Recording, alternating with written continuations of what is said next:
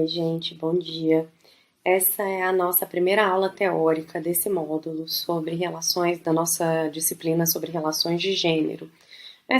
A proposta da primeira aula é fazer uma discussão conceitual. O que é gênero? E aí eu gostaria que vocês me acompanhassem aqui nos slides para a gente discutir um pouquinho o que significa falar sobre gênero quando estamos conversando por meio das ciências sociais. Então, esse é o marco teórico-metodológico que a gente está usando, o que as ciências sociais falam sobre gênero. Então, no primeiro vídeo, eu falei para vocês que falar sobre gênero era falar de uma perspectiva multidisciplinar. O que isso significa? Diferentes campos do conhecimento, a biologia, a psicologia, a antropologia, a sociologia, a história, a geografia, diferentes campos de conhecimento trabalham com esse grande tema do gênero. Mas nessa discussão dessas semanas que eu vou acompanhar vocês, nós vamos discutir principalmente por meio das ciências sociais, ou seja, pelo marco do que as ciências sociais, a sociologia, a antropologia principalmente, já produziram sobre gênero. Então, o que quer dizer gênero? Gênero, para ciências sociais, é falar sobre uma diferença sexual socialmente organizada, ou seja, é falar sobre os atributos estabelecidos socialmente para o feminino e para o masculino. Isso quer dizer que gênero vai depender da socialização, ou seja, ela é aprendido, gênero é aprendido pedagogicamente nas nossas relações sociais. Então, vai depender da cultura, da nossa cultura. Uma das perguntas que a gente pode fazer é como os papéis, representações sociais, símbolos e significados organizam o feminino e o masculino na nossa sociedade. Isso significa, então, que gênero na sociedade brasileira e gênero, por exemplo, na sociedade australiana, não necessariamente serão a mesma coisa, não necessariamente terão os mesmos significados. Gênero, nessa perspectiva, é uma forma de classificar, e aí a gente pode pensar na ideia de gênero literário. Você tem uma poesia, você tem uma dissertação, você tem um romance, tudo isso do gênero da literatura significa classificação. Mas quando estamos falando de relações de gênero nas ciências sociais, estamos falando de uma classificação primeira, ou melhor, uma classificação primária. Antes de nascer, nós já estamos começando a ser familiarizados com essa classificação. O que é isso? Antes mesmo do nosso nascimento, principalmente depois da invenção do ultrassom na década de 50, da sua popularização na década de 80, a gente já nasce com essa classificação em vigor. Então, ela é anterior ao nosso nascimento, ela é anterior à nossa existência como indivíduos. Quando a gente pergunta, uma mulher está grávida e a gente pergunta, é menino ou é menina? Nós já estamos fazendo essa classificação, ou seja, esses atributos de gênero operarem antes do nascimento dos indivíduos. Então, ela é anterior, gênero é anterior aos indivíduos. Isso não significa que gênero necessariamente seja natural. Nós estamos falando do atributo que é social. Nós não estamos falando das diferenças naturais entre corpos sexuados, mas sim como nós interpretamos esses corpos sexuados, como é que a gente distingue eles no nosso cotidiano social.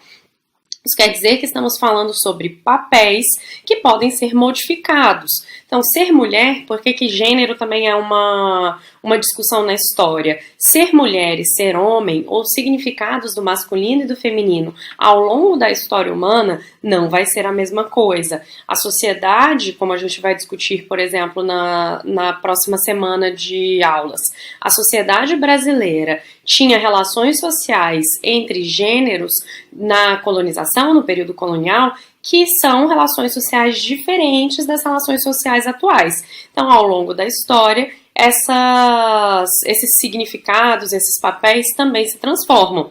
Eles não são os mesmos de sociedade para sociedade e também não são os mesmos de uma sociedade ao longo da sua própria história. Gênero, quando a gente está falando de gênero como um conceito, então, nós estamos rompendo com a ideia ocidental de que a natureza explica os papéis sociais.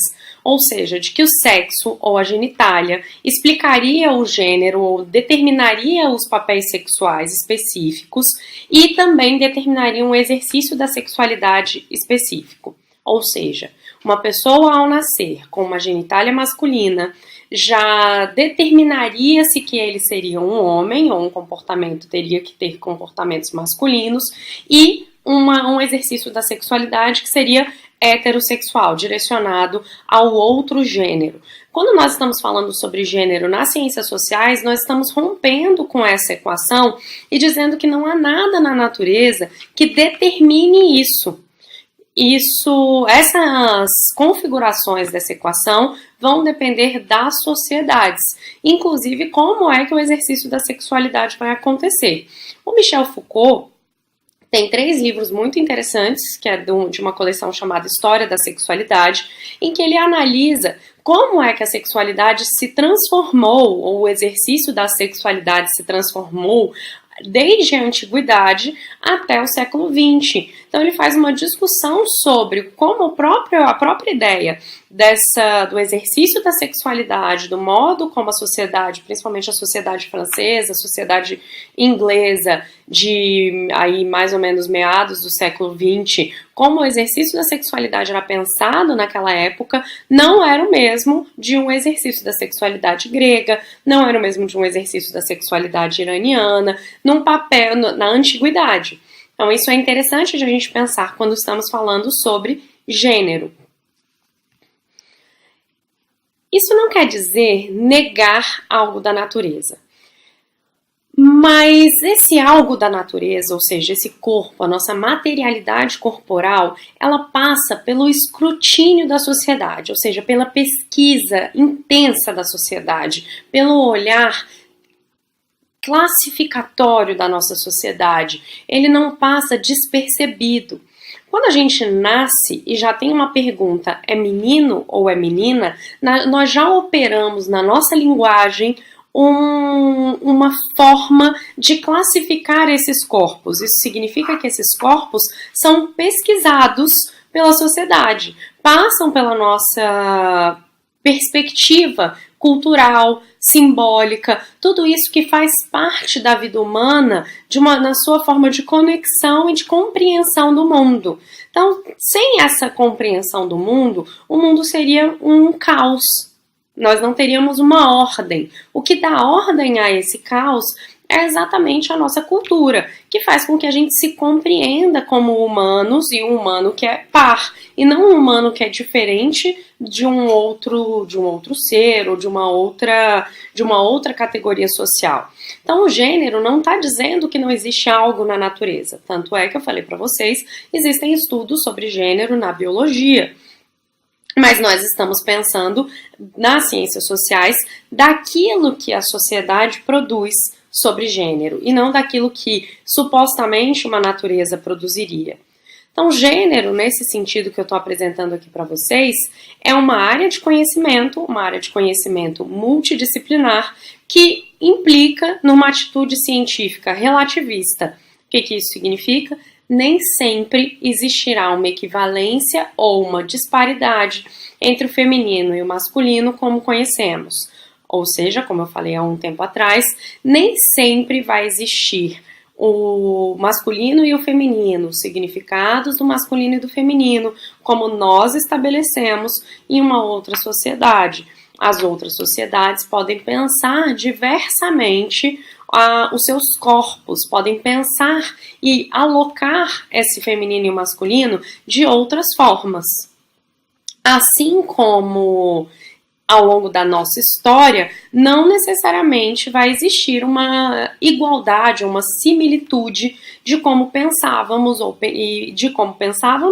o masculino e o feminino e de como pensamos e conhecemos o feminino e o masculino atualmente. Essa é uma atitude relativista, não relativista no sentido de que tudo vale, não é isso que está sendo proposto, até porque o conhecimento científico ele tem métodos, ele tem técnicas, ele tem procedimentos, mas a atitude científica, ela é sempre a atitude da dúvida sobre como é que as coisas acontecem. A atitude científica é uma atitude da...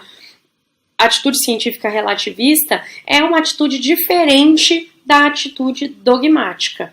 Essa é a primeira parte, então, que eu gostaria de conversar com vocês sobre relações de gênero, sobre como classificamos o masculino e o feminino, e nós continuaremos essa discussão na próxima aula.